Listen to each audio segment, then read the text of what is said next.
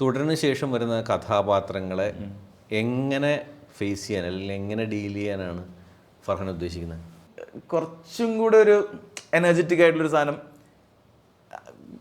അധികം സട്ടിലിറ്റി പിടിക്കാതെ.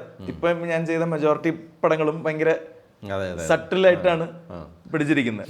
ഈ സട്ടിലിറ്റി എന്ന് പറയുന്നത് ആക്ച്വലി അതൊരു കംഫർട്ട്, നമുക്ക് സുഖമാണ് ചെയ്യാൻ. ശരി. മറ്റേ കുറച്ച് നമ്മളൊന്ന് ഇളകി ചെയ്യാൻ തുടങ്ങുമ്പോൾ അത് ഒരു പൊടി കഴിഞ്ഞാൽ പിന്നെ അത് ഓറായി പോകും, അലമ്പായി പോകും. അപ്പം അത് ഒരു സട്ടിലിൽ അത്ര പ്രശ്നമില്ല. അത് നമുക്ക് ഒരു കറക്റ്റ് ഒരു മീറ്റർ കിട്ടി അതങ്ങനെ പയ്യെ പിടിച്ചു പോവാം. പക്ഷെ മറ്റേലേക്ക് പോയാൽ ഇപ്പം ഷാനുവിൻ്റെ ചില പടങ്ങളൊക്കെ ഉണ്ട്, അതൊക്കെ ഒരു പൊടി മോളിൽ പോയാൽ ആവേശം തന്നെ.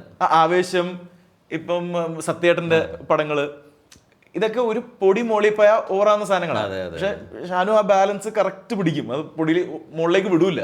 അത് ഈ എക്സ്പീരിയൻസിന്റെ എക്സ്പീരിയൻസിന്റെയാണ് അതൊക്കെ.